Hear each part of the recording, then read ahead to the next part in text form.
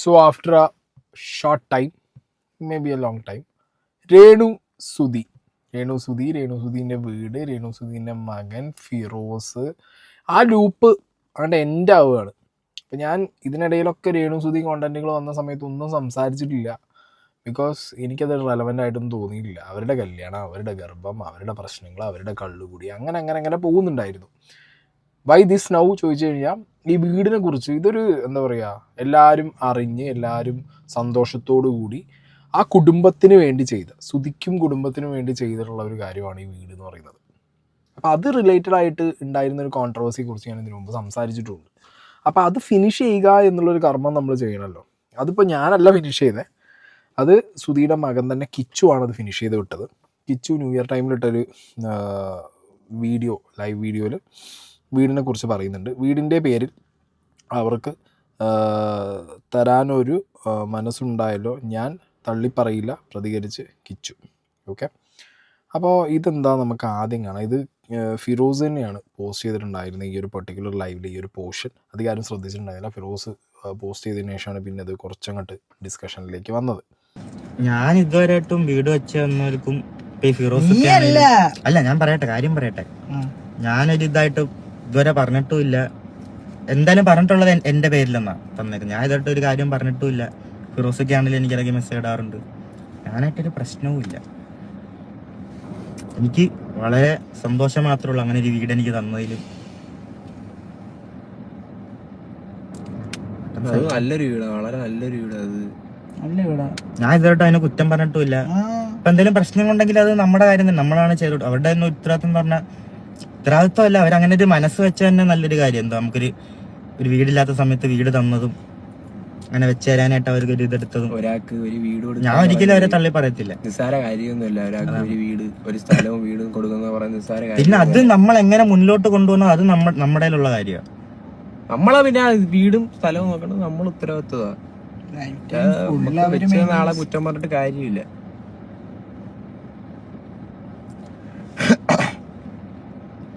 എനിക്കിപ്പം കംഫോർട്ടായിട്ട് നിൽക്കാൻ പറ്റുന്നതെന്ന് വെച്ചാൽ കൊല്ലത്തെ പറ്റത്തുള്ളൂ. അതുകൊണ്ടാണ് ഞാൻ കൊല്ലത്ത് നിൽക്കുന്നത്. അടുത്താണല്ലോ ഇപ്പം ഇവിടെയാണ്.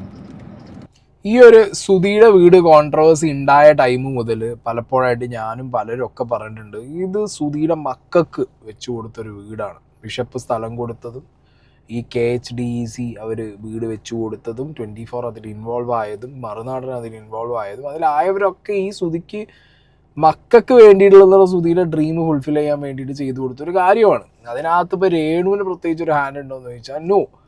ബട്ട് അത് വിവാദമാക്കാൻ അതിൻ്റെ ആ ഒരു എന്താ പറയുക പോരായ്മകൾ എടുത്ത് കാണിച്ച്, അല്ലെങ്കിൽ പ്രായാധിക്യം കൊണ്ടൊരു വീടിന് വരാവുന്ന പ്രശ്നങ്ങൾ, ഇത് കുറച്ച് ഏർലി ആയിട്ട് കുറച്ചധികം പ്രശ്നങ്ങൾ വരാൻ കാരണം അതിന് മെയിൻ്റനൻസ് ഉണ്ടായിരുന്നില്ല. ആ വീട് മെയിൻറ്റെയിൻ ചെയ്യുന്നത് കറക്റ്റ് അല്ല. ഓക്കെ, പിന്നെ അതിൻ്റെ പണിക്കുള്ള കുറച്ച് പ്രശ്നങ്ങളുണ്ട്. അത് ഫിറോസിനാണെങ്കിലും ഇല്ല എന്ന് പറയാൻ പറ്റില്ല. ചില പ്രശ്നങ്ങൾ സംഭവിച്ചിട്ടുണ്ട്. അത് സംഭവിക്കാൻ കാരണം എന്ന് പറഞ്ഞു കഴിഞ്ഞാൽ പല രീതിയിൽ പല സമയങ്ങളിലായി പല സ്ഥലങ്ങളിൽ നിന്ന് വന്ന് പല പ്രൊഡക്ട്സ് ഉപയോഗിച്ച് ചെയ്തു കൊടുത്തതാണ് ആ വീട്. അങ്ങനെയാണ് അത് കംപ്ലീഷൻ ആയത്. അല്ലാതെ ഒറ്റയ്ക്ക് ഒരാൾ ഏറ്റെടുത്തു എന്നുള്ളതൊരു ടാഗ് ലൈനിൽ മാത്രം ഫിറോസിനെ കൊണ്ടുപോയി വെക്കാം, അല്ലെങ്കിൽ KHDEC-നെ കൊണ്ടുവന്ന് വെക്കാം. അല്ലാത്ത പക്ഷം ഇത് മലപ്പുറത്ത് ഒരാൾ പോകുന്നു, ഒരാൾ മധുര പറഞ്ഞു കൊടുക്കുന്നു, വേറൊരാൾ തിരുവനന്തപുരത്ത് പോകുന്നു, ഓട് വെച്ച് കൊടുക്കുന്നു. അങ്ങനെ പല സ്ഥലങ്ങളിൽ നിന്ന് പലരും വന്ന് അങ്ങനെ മിക്സ്ചർ പരുവത്തിലാണ് ആ വീട്. അതായത് ഒരു സഹായമായിട്ട് ചെയ്ത കാര്യമല്ലേ. അങ്ങനെ ചെയ്തതായതുകൊണ്ട് തന്നെ പല സമയങ്ങളിലായിട്ട് ചില കാര്യങ്ങളുടെ ക്വാളിറ്റി ക്വാണ്ടിറ്റി ഒക്കെ അവർക്ക് അങ്ങോട്ടും ഇങ്ങോട്ടൊക്കെ ആയിട്ടുണ്ട്. ഓക്കെ, ബട്ട് സ്റ്റിൽ ഒരു 99% ഒരു നല്ല വീടാണ്. അവരിപ്പോഴും ആ വീട്ടിലാണ് താമസിക്കുന്നത്. ചെറിയ മൈനർ പ്രശ്നങ്ങൾ വരിക എന്ന് പറഞ്ഞു കഴിഞ്ഞാൽ വീട്ടിൽ താമസിക്കുന്നത്. ഇപ്പോൾ ഒരു സാധനം ദാനം കിട്ടിയ സാധനം മെയിൻറ്റെയിൻ ചെയ്യാൻ ദാനം തന്നവരെന്നെ വരണം എന്ന് പറഞ്ഞിട്ട് കാര്യമില്ല. ഇതൊക്കെ നമ്മൾ ഡിസ്കസ് ചെയ്ത് കഴിഞ്ഞ കേസാണ്. അതിനുള്ള പ്രോപ്പർ റിപ്ലൈ ആണ് കിച്ചുവിൻ്റെ ഫ്രണ്ട്സും കൂടിയും കൊടുത്തിട്ടുള്ളത്. ഓക്കെ, അപ്പോൾ ഇതൊരുമാതിരി രേണുസുധിക്ക് ഇങ്ങനെ പോണ വഴിക്ക് തലക്കിട്ടൊരു അടി കിട്ടിയ പോലത്തെ ഒരു അവസ്ഥയായിരിക്കും എന്നാണ് എനിക്ക് തോന്നുന്നത്. കാരണം രേണുസുധി ഇപ്പോഴും ആഫ്റ്റർ ബിഗ് ബോസ്, ഞാൻ എപ്പോഴും ബിഗ് ബോസ് കണ്ടന്റുകളൊക്കെ ചെയ്ത സമയത്ത് പറഞ്ഞിട്ടുണ്ട്, ബിഗ് ബോസിൽ ഇവർക്ക് സർവൈവ് ചെയ്യാൻ പറ്റിയില്ലെങ്കിലും after and before Bigg Boss രേണുസുധിക്ക് ഭയങ്കര മാറ്റമുണ്ട്. രേണുസുധിക്കാണ് ശരിക്കും മാറ്റം സംഭവിച്ചത്. അവർ ഉള്ള ഫീൽഡിൽ തന്നെയാണെന്നുണ്ടെങ്കിലും അവർക്കത് വേറെ രീതിക്ക് ആ സംഗതികളൊക്കെ കൊണ്ടുപോയി, അല്ലെങ്കിൽ ബാക്ക് ടു ട്രാക്ക് കയറി അവരുടെ ലൈഫ് നോർമലാക്കാൻ പറ്റി. പക്ഷേ ഈ നോർമലാക്കുക അല്ലാന്നുണ്ടെങ്കിൽ ബാക്ക് ടു ട്രാക്ക് കയറുക എന്ന് പറയുമ്പോൾ രേണുസുധി വീണ്ടും ആ ലൂപ്പിലേക്ക് പോയിട്ട് വീടിനെക്കുറിച്ചും വീട് തന്നവരെക്കുറിച്ചും അത് അവോയ്ഡ് ചെയ്യേണ്ട കാര്യമാണ്. കാരണം രേണുസുധിയുടെ അതല്ല വീടെന്ന് രേണുസുധിക്കും അറിയാം. രേണുസുധീൻ്റെ പലവട്ടം പറയുമ്പോൾ ഇപ്പം മകനും വന്ന് പറഞ്ഞു എന്ത് അവർക്കൊരു കുഴപ്പമില്ല, അവർക്ക് വിഷയമില്ല, നല്ല വീടാണ്, മെയിൻ്റനൻസ് ഇനി എന്തെങ്കിലും ഉണ്ടെന്നുണ്ടെന്നുണ്ടെങ്കിൽ അത് ചെയ്യേണ്ട കടമ നമ്മളതാന്നുള്ളതൊക്കെ അവർക്ക് നല്ല ബോധ്യമുണ്ട്.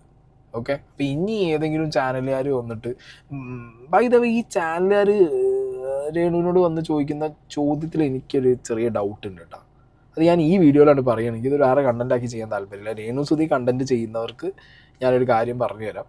നിങ്ങൾ രേണുസുധിയുടെ റീൽ വീഡിയോസ് പല ചാനലുകളുടെ ടൈറ്റിലിൽ പല പേജുകളിൽ പോസ്റ്റ് ചെയ്യുന്ന രേണുസുധിയുടെ വീഡിയോസിനൊക്കെ നിങ്ങൾ പഴയത് മുതൽ ഇപ്പോഴുള്ള വീഡിയോ വരെ എടുത്തു നോക്കണേ. ബാക്ക്ഗ്രൗണ്ടിൽ നിന്ന് ചോദ്യം ചോദിക്കുന്ന ചേട്ടൻ്റെ ശബ്ദം, ഒരേ ചേട്ടൻ. അതെന്താ അങ്ങനെയെന്നുള്ളത് ഞാൻ ഭയങ്കരമായിട്ട് ഞാനിപ്പോൾ പഴയ വീഡിയോസിലൂടെ ഒന്ന് പോയി നോക്കി. രേണുസുധീൻ്റെ ഈ വീട് റിലേറ്റഡ് ആയിട്ട് പറഞ്ഞ കാര്യങ്ങൾ കേൾക്കാനും കാണാനും വേണ്ടിയിട്ട് ഞാൻ അപ്പോഴാണ് എനിക്കിത് സ്ട്രൈക്ക് ചെയ്യുന്നത്.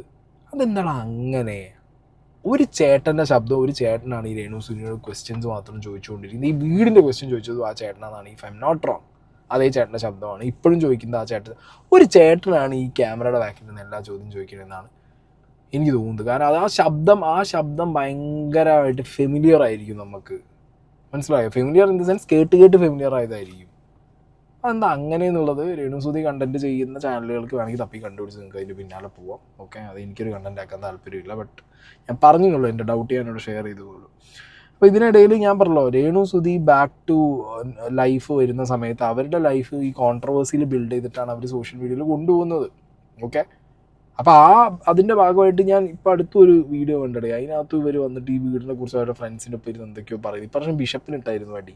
അതുകൊണ്ട് അച്ഛൻ മര്യാദയ്ക്ക് പ്രാർത്ഥിച്ചിരിക്കാൻ ഇപ്പൊ ഒരു വീട് കൊടുത്തത് കാണിച്ചു, അതിനകത്ത് ഞാൻ നല്ല രീതിയിൽ കമന്റ് ഇട്ടു. അയ്യോ ആർക്കോ കൊടുത്തപ്പോ ഞാൻ പറഞ്ഞ് അച്ഛൻ ദാനം കൊടുക്കുന്നത് നല്ല പുണ്യ പ്രവൃത്തിയാണ്, അത് ആ ദൈവത്തിന്റെ ഒരുപാട് അനുഗ്രഹം കിട്ടും.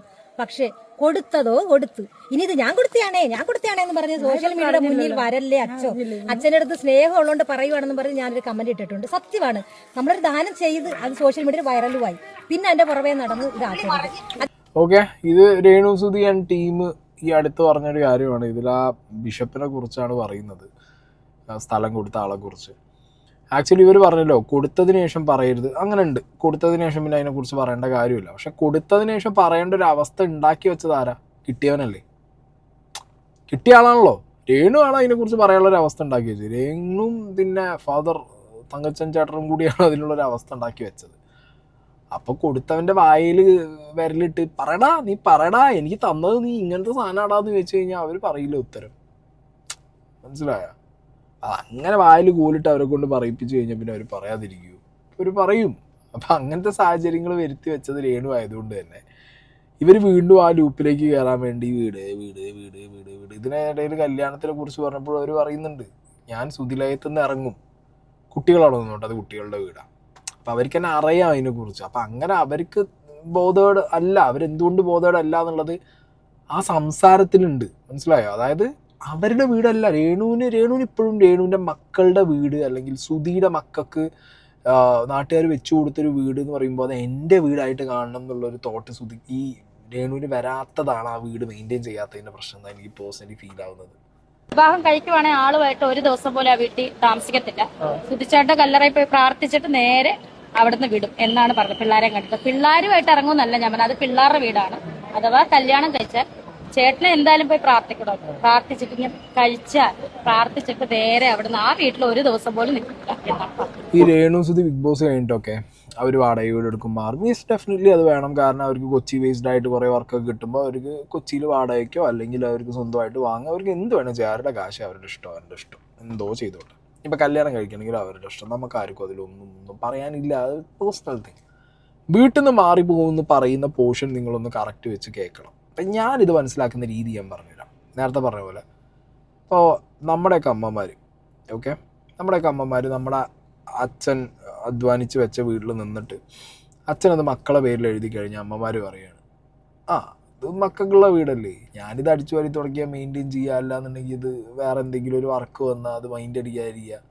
അച്ഛൻ വെച്ച വീട് അച്ഛൻ മെയിൻറ്റെയിൻ ചെയ്യണമല്ലോ, അച്ഛൻ വെച്ച് തന്നതല്ലേ, അല്ലെങ്കിൽ മക്കൾ മെയിൻറ്റെയിൻ ചെയ്തു. അത് സ്വന്തം അമ്മ തന്നെ മക്കൾക്ക് കിട്ടിയ ഒരു കാര്യം അത് അവരുടേതല്ലാതായി കണ്ടു കഴിഞ്ഞാൽ അതാണ് ഇവിടുത്തെ ഇഷ്യൂ സംഭവിച്ചിട്ടുള്ളത്. അതായത് എന്തോ രേണുവിനെ ആക്സെപ്റ്റ് ചെയ്യാൻ പറ്റുന്നില്ല ഇത് സ്വന്തം മക്കൾക്കുള്ളതാണല്ലോ. അപ്പം അതിനകത്ത് എന്തോ രേണുവിന് കിട്ടണമെന്നായിരുന്നു രേണുവിന് ഇത്. അല്ല, അറിയാൻ പാടില്ല എൻ്റെ ചോദിക്കുക. എനിക്ക് ഈ വീടിൻ്റെ വിഷയത്തിൽ മാത്രം രേണുവിനോട് ഭയങ്കരമായ എതിർപ്പുണ്ട്.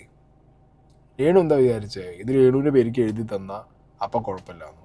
അങ്ങനത്തെ ഒരു ടോണിലേക്കൊക്കെ ഈ സാധനം ചിലപ്പോൾ നമുക്ക് ഇക്വേറ്റ് ചെയ്യാൻ പറ്റുന്നൊരു ഐറ്റമാണ് ഈ വീടിൻ്റെ കാര്യം മാത്രം നോക്കുമ്പോൾ. അല്ലാത്ത പക്ഷേ അവരൊരു ഇൻഡിപെൻഡൻറ്റ് ലേഡി എങ്ങനെയോ ജീവിച്ചിട്ട് പോട്ടെ എന്നുള്ള രീതിക്ക് നമുക്ക് ഇടപെടാൻ പോകേണ്ട കാര്യമൊന്നുമില്ല. അത് personal life. But this one ഈ ഇപ്പോൾ കിച്ചുയുടെ കാര്യം പോട്ടെ, കിച്ചുയുടെ കാര്യം പോട്ടെ എന്ന് വെക്കാൻ പറ്റില്ല. കിച്ചുയുടെ കാര്യം എന്നാലും അവിടെ ഇരിക്കട്ടെ എന്ന് കരുതിയാൽ, ഋതപ്പൻ എന്താണെന്നുണ്ടെങ്കിലും നിങ്ങളുടെ സുധിയുടെയും മകനാണ്. ആ കുട്ടി ചെറുതാണ്. കുട്ടി വലുതാവുമ്പോഴത്തേക്ക് വീട് മെയിൻറ്റെയിൻ ചെയ്ത്, അപ്പോൾ ആ കുട്ടിക്കും കൂടിയും കിട്ടിയ വീടാണല്ലോ. ഋതപ്പൻ ഇനി വലുതായി വന്നിട്ട് ചോദിക്കുകയാണ്, എന്താ ഈ വീട് ഇങ്ങനെ, എൻ്റെ അച്ഛന് എല്ലാവരും കൊടുത്ത് എനിക്ക് എൻ്റെ അച്ഛനും തന്ന വീട് എന്താ ഇങ്ങനെ വെച്ചിരിക്കണമെന്ന് വെച്ചാൽ എന്ത് ഉത്തരം പറയും രേണു? മെയിൻറ്റെയിൻ ചെയ്യാതെ ഒരു സാധനം നശിപ്പിച്ചിട്ട് അതിൻ്റെ മുകളിൽ പിന്നെ കിടന്നിട്ട് ഈ ഫിറോസിനെ പറഞ്ഞിട്ടോ അല്ലെങ്കിൽ ബിഷപ്പിനെ പറഞ്ഞിട്ടോ കാര്യമില്ല. അതെന്താണെങ്കിലും കിച്ചുവിന് കാര്യം മനസ്സിലായിട്ടുണ്ട്. കിച്ചു തീർത്ത് കഴിഞ്ഞാൽ അത് തീരുമെന്നാണ് എനിക്ക് തോന്നുന്നത്. അതെന്തായാലും ഇവിടെ തീർന്നല്ലോ, ഇതിനൊരു ഫിനിഷ് വന്നിട്ടുണ്ട്. ഇതിൻ്റെ ഇടയിൽ എങ്ങാണ്ട് പോയിട്ട് ഇൻഷുറൻസിൻ്റെ കാര്യം പറയുന്നുണ്ട്. അത് ഞാൻ ആരോടെയും പറഞ്ഞു വരാഞ്ഞാൽ മതി. ഞങ്ങൾ അവകാശികളാണെങ്കിൽ ഞങ്ങൾക്ക് ആ ഇൻഷുറൻസ് ഒക്കെ കിട്ടിയിരിക്കും, മനസ്സിലായി. അത് കഴിഞ്ഞിട്ട് ഞാൻ ഇനി ജീവിതം നോക്കുന്നുണ്ടോ ഇല്ലെന്ന് അത് എൻ്റെ ഇഷ്ടമല്ലേ. ഇൻഷുറൻസ് ഒക്കെ കിട്ടിയിട്ടോ കിട്ടാതിരിക്കോ, ഞങ്ങൾ അവകാശികൾ. ഞങ്ങൾ കൊല്ലം സുധി എന്ന് പറയുന്ന ഒരു കലാകാരന് അദ്ദേഹം മരിച്ചു പോയെങ്കിൽ അദ്ദേഹത്തിന്റെ അവകാശത്തിൽപ്പെട്ട ആളുകളാണ് ഞങ്ങൾക്ക് ആ തുക കിട്ടിയിരിക്കും. കിട്ടുവാണെങ്കിൽ കിട്ടും അല്ലേ. അതിന് വേണ്ടിയിട്ട് ഏതായാലും ഞാൻ നിൽക്കുന്നോ അല്ലെങ്കിൽ അത് കിട്ടിയിട്ട് ഞാൻ കല്യാണം കഴിക്കാൻ പോകുന്നോ ഒന്നുമില്ല. അതൊക്കെ വെറും നിങ്ങളെപ്പോലുള്ള മനസ്സിന്റെ, അതായത് ഈ നെഗറ്റീവ് ഇടുന്ന അവരുടെ മനസ്സിന്റെ ചിന്തകളാണ് അതൊക്കെ. അതായത് ഈ ചാനലുകാർ നേരെ രേണുവിൻ്റെ അടുത്ത് ചെല്ലും. ഇത് ആര് പ്രിപ്പയർ ചെയ്യുന്നതൊന്നും എനിക്കറിയില്ല. ചാനൽ പ്രിപ്പയർ ചെയ്താണ് ഈ രേണുവിന് ഡിനൈ ചെയ്യാം, ചെയ്യുന്ന പ്രൊജക്റ്റിനെ കുറിച്ച് മാത്രം പറഞ്ഞിട്ട് മിണ്ടാതെ പോവാം. ബട്ട് അതങ്ങനെയല്ല ഇതുവരെ കണ്ടിട്ടുള്ളത്. ചാനലുകാർ ചെല്ലുന്നു, കമൻറ്റ് ബോക്സിൽ ഏറ്റവും നെഗറ്റീവായിട്ടുള്ളൊരു കമൻറ്റ് എടുക്കുന്നു. ഇപ്പം ഞാനൊക്കെ ഇടയ്ക്ക് കമൻറ്റോളികളെടുത്തിട്ട് കമൻറ്റോളികളെ പറയുന്നു എന്ന് പറഞ്ഞ് കണ്ടൻറ്റ് ഉണ്ടാക്കുന്നത് കണ്ടൻറ്റ് മേക്കിംഗ് ആണ്, അരിക്ക് വേണ്ടി കണ്ടൻറ്റ് ഉണ്ടാക്കുന്നതാണ്. Similar kind of thing. അതായത് അതിലേറ്റവും വേസ്റ്റ് ആയിട്ടുള്ള കമൻറ്റ് എടുക്കുന്നു, അത് നേരെ രേണുവിനോട് പോയി ചോദിക്കുന്നു, രേണു അതിന് ഉത്തരം കൊടുക്കുന്നു. മനസ്സിലായോ? പോസിറ്റീവായിട്ട് പറഞ്ഞ ഒരു കമൻറ്റിനും രേണുവിനൊന്നും പറയാനുമില്ല, റിപ്ലൈയും കൊടുക്കാനില്ല, അങ്ങനത്തെ സാധനങ്ങളൊന്നും ഇല്ല. So that it self shows ഒരു നെഗറ്റീവ് ഇമ്പാക്റ്റ് ഉണ്ടാക്കി അതിന്ന് മാക്സിമം എന്താ പറയുക വിസിബിലിറ്റി നേടിയെടുക്കുക എന്നുള്ള പരിപാടി ഓക്കെയാണ്, കുഴപ്പമൊന്നുമില്ല. ബട്ട് വിഷയം എന്താ വെച്ചെങ്കിൽ ഇതൊന്ന് സഫർ ചെയ്യുന്നത് സ്വന്തം മക്കളാണ് എന്നുള്ളത് നിങ്ങളൊന്ന് ചിന്തിക്കുക. പിന്നെ നിങ്ങൾ മറ്റേ സോളിലൊക്കെ വിശ്വസിക്കുന്ന ഒരാളാണല്ലോ, സുധിച്ചേട്ടൻ എപ്പോഴും ഒപ്പമുണ്ട്, സുധിച്ചേട്ടൻ്റെ ആത്മാവ് ഒപ്പമുണ്ട് എന്ന് പറയുന്നതാണ്. അങ്ങനെ ചിന്തിക്കുന്നവർക്ക്, ഇപ്പം ഞാനങ്ങനെ ചിന്തിക്കുന്നില്ലാത്ത ആളാണ്, നമുക്ക് എന്താ ആത്മാവ്, എന്ത് ദൈവം, എന്ത് വിശാൽ. നിങ്ങളങ്ങനെ ചിന്തിക്കുന്ന ആളാകുമ്പോൾ നിങ്ങൾ മനസ്സിലാക്കണം, അങ്ങനെ ചിന്തിക്കുന്നവർക്ക് എപ്പോഴും ആത്മാവിന് മനസ്സമാധാനം കൊടുക്കാനുള്ള ഒരു ഇത് വരും. മനസ്സിലായി? ഇപ്പം എൻ്റെ കൂടെ എൻ്റെ ഏറ്റവും വേണ്ടപ്പെട്ട ഒരാളുടെ ആത്മാവ് എൻ്റെ കൂടെ ഉണ്ട്, അദൃശ്യനായിട്ട് എൻ്റെ കൂടെ ഉണ്ട്, അല്ലെങ്കിൽ അദൃശ്യമായിട്ട് എൻ്റെ കൂടെ ഉണ്ടെന്ന് പറയുമ്പോൾ അവർക്ക് മനസ്സമാനം കിട്ടുന്ന കാര്യങ്ങളെ നമ്മൾ ചെയ്യുള്ളൂ. That's our responsibility. അതെന്താണ് രേണു ചെയ്യുന്നുണ്ടെന്ന് എനിക്ക് തോന്നുന്നില്ല. സോ മകൻ കിച്ചു ആയിട്ട് ഇത് എൻ്റെ ചെയ്തതുകൊണ്ട് ഇതിവിടെ നിന്ന് പോയി എന്ന് നിങ്ങൾ പ്രതീക്ഷിക്കുന്നുണ്ടെങ്കിൽ ദിസ് ഈസ് ദ ബിഗിനിങ്. ചിലപ്പോൾ അടുത്തൊരു വേദിയിൽ അതേ വ്യക്തി ക്യാമറയ്ക്ക് ബാക്കിൽ നിന്ന് ഒരേ വ്യക്തി ഒരു ചോദ്യം ചോദിക്കുന്നു, കിച്ചു എന്താ ഇങ്ങനെ പറഞ്ഞത്, അപ്പോൾ എന്താ രേണുവിന് പറയാനുള്ളത്, പുതിയ എന്തെങ്കിലുമൊക്കെ തുടങ്ങും. അതാണ് രേണു സുധി. ഇതാണെങ്കിലും കൊള്ളാം, അറ്റ്ലീസ്റ്റ് കിച്ചുവിനെങ്കിലും കാര്യങ്ങൾ മനസ്സിലായി. കിച്ചു ഉള്ളത് കൊണ്ട് ഋതപ്പൻ വളർന്ന് വലുതായി വരുമ്പോൾ ഋതപ്പന് കാര്യങ്ങൾ പറഞ്ഞു കൊടുക്കാൻ കിച്ചു വിൽ ബി ദെയർ എന്നുള്ളൊരു സമാധാനം മാത്രം. ഇനി ഫിറോസ് കുറച്ച് കാര്യങ്ങൾ പറയുന്നുണ്ട്. കിച്ചുവിനെ കോൺടാക്ട് ചെയ്യാറുണ്ട്. കിച്ചു, നിനക്ക് വീടിനെ കുറിച്ച് എന്തെങ്കിലും കംപ്ലൈൻറ്റ്സോ എന്തെങ്കിലും പറയാനുണ്ടോ? കിച്ചു പറയില്ലേക്ക, ഞാൻ വളരെ ഹാപ്പിയാണ്, എനിക്ക് ആ വീട് വളരെ ഹാപ്പിയാണെന്ന് പറയും. അപ്പോൾ ഞാൻ കിച്ചുവിനോട് ഇടയ്ക്കിടയ്ക്ക് ഞാൻ പേഴ്സണലി ഞാൻ പറഞ്ഞിട്ട്, കിച്ചു ഇത് വന്നിട്ട് നീ പബ്ലിക്കിൻ്റെ മുന്നിലൊന്ന് പറ. പബ്ലിക്കിൻ്റെ മുന്നിൽ ഞങ്ങളെ ഇട്ട് കൊടുത്തിരിക്കുകയാണ് ഈ തങ്കച്ചനും അതേപോലെ തന്നെ രേണുവും കൂടെ.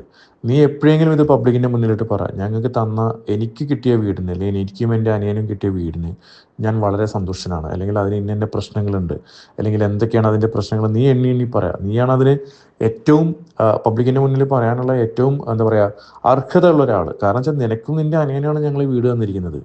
നിനക്ക് എന്ന് ആ വീടിനകത്ത് നിനക്ക് എന്ന് അൺകംഫർട്ട് ഫീൽ ചെയ്യുന്നുണ്ട്, അല്ലെങ്കിൽ എന്തെങ്കിലും മെയിൻ്റെനൻസ് നിനക്ക് വേണമെന്ന് തോന്നുന്നു, നീ എന്നെ വിളിച്ചോ, ഞാനത് ചെയ്തു തരും. എൻ്റെ കൂടെ മുന്നേ ഉണ്ടായിരുന്ന ആൾക്കാർ ആരും ഇല്ലെങ്കിൽ പോലും ഞാനത് ചെയ്തു തരും. കാരണം വെച്ചാൽ മുന്നേ എൻ്റെ ഡ്യൂട്ടി അല്ലെങ്കിൽ എൻ്റെ പേഴ്സണൽ കോൺട്രിബ്യൂഷൻ എന്ന് പറഞ്ഞാൽ അതിൻ്റെ സ്ട്രക്ചർ വരെയുള്ളത് മാത്രമായിരുന്നു. ബാക്കിയെല്ലാം ഓരോ ആൾക്കാർ വന്നിട്ട് ഓരോ ആൾക്കാർ വന്നിട്ട് അത് കംപ്ലീറ്റ് ചെയ്ത് പോകുമായിരുന്നു പാർട്ടായിട്ട്. അപ്പോൾ എൻ്റെത് സ്ട്രക്ചർ വരായിരുന്നു, പക്ഷേ എൻ്റെ ഓൾ റെസ്പോൺസിബിലിറ്റി എൻ്റെ തലയിലായി. അതിൻ്റെ നല്ല സൽപ്പേരാണെങ്കിലും ചീത്തപ്പേരാണെങ്കിലും എൻ്റെ തലയിൽ തന്നെയാണ് വന്നു പോയത്. അത് ഞാൻ അക്സെപ്റ്റ് ചെയ്യുന്നു. ഞാൻ കൂടുതൽ അതിനെക്കുറിച്ച് പ്രതികരിക്കാനും മറ്റുള്ള കാര്യങ്ങളൊക്കെ ഞാൻ പിന്നീട് പോയിട്ടുമില്ല. എന്താ വെച്ചാൽ ആൾക്കാർ ഒന്നും അറിയാതെ കുറേ ആൾക്കാർ ബ്ലെയിം ചെയ്യാൻ വരും, അങ്ങനെ വരും, ഇങ്ങനെ വരും. അപ്പോൾ നമ്മൾ ഇതിനെല്ലാവർക്കും മറുപടി കൊടുത്തു കഴിഞ്ഞാൽ പിന്നെ അതിന് മാത്രമേ നമുക്ക് സമയം ഉണ്ടാവുള്ളൂ. അതുകൊണ്ട് ഞാനത് ഇഗ്നോർ ചെയ്താണ്. പക്ഷേ റീസെൻ്റ്ലി 2 days ബിഫോറാണ് കിച്ചു എനിക്ക് ഈ വീഡിയോയുടെ ലിങ്ക് അയച്ചത്. എനിക്ക് ഭയങ്കര ഹാപ്പി. എന്ന് വെച്ചാൽ കിച്ചുവാണ് അതിൻ്റെ യഥാർത്ഥ അവകാശി. അവിടെ ഇതിനെക്കുറിച്ച് വിളിച്ചു പറഞ്ഞിരുന്ന ശാരികയോ അല്ലെങ്കിൽ മറ്റ് തങ്കച്ചനോ അല്ലെങ്കിൽ അവരൊന്നും അല്ല അവകാശി. കിച്ചുവിൻ്റെ അനിയനാണ്. അവർ രണ്ടുപേരുമാണ് അവിടെ താമസിക്കേണ്ടതും. അവിടെ മറ്റുള്ള ആൾക്കാർ കംപ്ലീറ്റ് വലിഞ്ഞു കയറി വന്നിട്ട് കുറേ എണ്ണം അവിടെ കിടന്ന് താമസിക്കുന്നുണ്ട്. അവർക്കൊക്കെ ഈ വീടിനെ കുറിച്ച് ഇത്രയും മോശം പറയാൻ എന്ത് അവകാശമാണുള്ളത്? അവർക്കാർക്കും അങ്ങനെയാണോ ഞങ്ങൾ വീടുണ്ടാക്കി കൊടുത്തുള്ളത്? അതുകൊണ്ട് തന്നെ കിച്ചുവിനോട് ഞാൻ അന്നും ഇന്നും ഞാൻ പറയുന്നുണ്ട്, കിച്ചു നീ എന്ന് അവിടെ താമസിക്കുന്നോ? നിനക്ക് എന്തെങ്കിലും പ്രശ്നം ആ വീട്ടിലുണ്ടോ? നീ എന്നെ വിളിച്ചോ. എൻ്റെ ഒരു ബ്രദറിനെ പോലെ നിന്റെ ഒരു ബ്രദറിനെ പോലെ നീ എന്നെ കണ്ട് എന്നെ വിളിച്ചോ. നിനക്ക് വന്നിട്ട് ഞാനത് ഫ്രീ ആയിട്ട് ചെയ്തു തരും. അത് ഇന്നും ഞാൻ ആ വാക്ക് കിച്ചുവിന് കൊടുക്കുന്നുണ്ട്. കിച്ചും അവൻ്റെ അനിയനും എന്നവിടെ താമസമാകുന്നു. ഈ വലിഞ്ഞു കയറി വന്നുള്ള ആൾക്കാർ കംപ്ലീറ്റ് അവിടെ നിന്ന് എന്നിറങ്ങി പോകുന്നുള്ളൂ. അന്ന് നമ്മളവിടെ പോയിട്ട് കംപ്ലീറ്റ് കാര്യങ്ങൾ ചെയ്തു തരും. അവിടുത്തെ ആ വീട് എന്ന് പറഞ്ഞാൽ മഹാ അലമ്പാക്കിയിട്ടിരിക്കും. ഈ പറയുന്ന ഈ സോഷ്യൽ മീഡിയയിൽ വന്നിട്ട് ഈ ശാരികയും മറ്റുള്ളവരും പറയും, ഈ ശാരികയൊക്കെ പോയിട്ട് അവരുടെ വീടിൻ്റെ ആ ടോയ്ലറ്റിൻ്റെ ഒക്കെ ഒരു വീഡിയോ എടുത്തൊരു പോസ്റ്റ് ചെയ്യട്ടെ. എന്ത് വൃത്തികെട്ട രീതിയിലാണ് അവരത് മെയിൻറ്റെയിൻ ചെയ്ത് കൊണ്ടുപോകുന്നത്. വളരെ മോശമായ രീതിയിലാണ് മെയിൻറ്റെയിൻ ചെയ്തത്. അവർക്ക് അറിയില്ല ഒരു വീട് എങ്ങനെ മെയിൻറ്റെയിൻ ചെയ്ത് കൊണ്ടുപോകണമെന്ന് അറിയില്ല. എന്നിട്ടും അവർ എന്താ പറയുക, വിവാദങ്ങൾ ഉണ്ടാക്കാൻ വേണ്ടിയിട്ടും നമ്മളെ താറടിച്ച് കാണിക്കാൻ വേണ്ടിയിട്ട് നിരന്തരമായിട്ട് എന്നെ എന്തൊക്കെയാ ആ സ്ത്രീ വിളിച്ചെന്ന് പറയുമോ? ആ സ്ത്രീ ഒരു കാര്യം ഓർക്കുന്നത് നല്ലതാണ്. ആ സ്ത്രീയും ഞാനും തമ്മിൽ കുറേ കാര്യങ്ങളൊക്കെ വാട്സപ്പിൽ ഡിസ്കഷനും മറ്റുള്ള കാര്യങ്ങളൊക്കെ ആ വീടിൻ്റെ സമയത്ത് നടന്നിട്ടുണ്ടായിരുന്നു. അന്ന് ദൈവവും അതിനേക്കാളും അപ്പുറം ഈ ലോകത്ത് ദൈവത്തിൻ്റെ മേലെ ആരെങ്കിലും ഉണ്ടെങ്കിൽ ആ രീതിയിലൊക്കെയാണ് എന്നെ അവർ വിളിച്ചിരുന്നതും ബഹുമാനിച്ചിരുന്നതും സംസാരിച്ചിരുന്നതൊക്കെ. ആ നാവ് കൊണ്ട് തന്നെ വളരെ വൃത്തികെട്ട രീതിയിലാണ് ആ സ്ത്രീ എന്നെ ഉപമിച്ചിരുന്നത്. ശരിക്ക് ഈ ഫിറോസും ടീമും കേട്ടോ KHDEC അവരാണ് ശരിക്കും സഫർ ചെയ്ത ആൾക്കാർ. ഈ ബിഷപ്പിനടക്കം അത്ര സഫറിങ് ഇല്ല. ഇവരുടെ കംപ്ലീറ്റ് ബിസിനസ് താറുമാറായി എന്നുള്ളത് പല പ്രാവശ്യം ഫിറോസ് വന്ന് പറഞ്ഞിട്ടുള്ളതാണ്. ആ വീട് ഫിറോസ് ഒരു വട്ടം മെയിൻറ്റെയിൻ ചെയ്ത് കൊടുത്തതാണ്. ഇനിയും കിച്ചു ആ വീട്ടിൽ താമസിക്കുക, റിതപ്പൻ ആ വീട്ടിൽ താമസിക്കുക എന്നുണ്ടെങ്കിൽ ഇനിയും മെയിൻറ്റെയിൻ ചെയ്ത് കൊടുക്കാൻ അവർ റെഡിയാണ്. അവർക്ക് വേണ്ടി, നോട്ട് ഫോർ യു. ഒന്ന് ആലോചിക്കുക, ഞാനൊരു വീട് മെയിൻറ്റെയിൻ ചെയ്യാനുള്ള റെസ്പോൺസിബിലിറ്റി പോലും ചെയ്യുന്നില്ല. ഇപ്പോഴും സ്റ്റിൽ പല വീഡിയോസും കാണുമ്പോൾ രേണു വീട്ടിൽ പോണ മീഡിയാസ് എടുക്കുമ്പോൾ ആ വീട് വെച്ചിട്ടുള്ളൊരു കോലം കണ്ടു കഴിഞ്ഞാണ്ടല്ലോ, വെച്ച് കൊടുത്തോന്ന് തന്നെ നെഞ്ചത്തടിച്ച് കയറിയ ഒരവസ്ഥ. സുധീര സോളൊപ്പുണ്ടെന്ന് പറയുമ്പോൾ ആ സുധീര സോള് വീട്ടിൽ കയറില്ല, പുറത്ത് നിന്നിട്ടുണ്ടാവും. അങ്ങനത്തെ ഒരു അവസ്ഥയാണ് ആ വീടിനകത്തുള്ളത്, ആ പുറത്തുള്ളത്. അപ്പോൾ എന്താണെങ്കിലും ഫിറോസ് റെഡിയാണ്. കിച്ചുവും റിതപ്പനും മാത്രമുള്ളൊരു സമയത്ത് ആ വീട് മെയിൻറ്റെയിൻ ചെയ്ത് കൊടുക്കാൻ. ഇപ്പോൾ കിച്ചുവിനാണെങ്കിലും യൂട്യൂബിൽ നിന്ന് അത്യാവശ്യം വരുമാനം കിട്ടും, കാരണം വീഡിയോസൊക്കെ അത്യാവശ്യം റീച്ച് ഉണ്ട്. സോ അവന് വേണമെങ്കിൽ അവന് പോയിട്ടും അത് മെയിൻറ്റെയിൻ ചെയ്യാം. ഓക്കെ, രേണുവിനെ സംബന്ധിച്ചിടത്തോളം രേണുവിന് ഇപ്പോൾ ഒരു കണ്ടൻറ്റ് മാത്രമാണ് ആ വീട്, പിന്നെ അതിലുപരി ഒരു ബാധ്യതയായിട്ടാണ് ആളുകളോട് പറയുന്നത്. സോ രേണുവിന് അതിൽ ഇടപെടേണ്ട ആവശ്യമൊന്നുമില്ലല്ലോ. രേണു ഏകദേശം ഫിനിഷായല്ലോ വീടിൻ്റെ കേസിൽ, കിച്ചു വന്നോട് കൂടിയിട്ട്. അപ്പോൾ അതങ്ങനെയായിട്ട് തീർന്നു. അതങ്ങോട്ട് തീർന്നു എന്ന് ചിന്തിക്കുകയാണ് ഞാൻ. എനിക്കിത് തീർന്നു. നേരത്തെ പറഞ്ഞ മാതിരി രേണുവിന് ഇനി അടുത്തൊരു കണ്ടൻറ്റായിട്ട് പോകും, ബാക്കിയുള്ളവർക്കും അത് കണ്ടൻ്റ് ആക്കാം. ഞാൻ എന്താണെങ്കിലും രേണു വീട് ഫിറോസ് ഇനിയൊരു മേജർ പൊട്ടിത്തെറി ഉണ്ടാവില്ലെങ്കിൽ ഇതിവിടെ നിർത്തുകയാണ്. രേണു റിലേറ്റഡ് ആയിട്ട് വേറെ എന്തെങ്കിലും മേജർ കോൺട്രവേഴ്സി ഒക്കെ വന്നു കഴിഞ്ഞാൽ പറയാമെന്നല്ലാതെ ഈ വീട് ഞാൻ പറഞ്ഞ് അന്ന് വെച്ച് തുടങ്ങിയത് കൊണ്ടാണ് ഇവിടെ തീർക്കേണ്ട ഒരു അവസ്ഥ വന്നത്. അതുകൊണ്ടാണ് തീർത്ത് വിട്ടത്.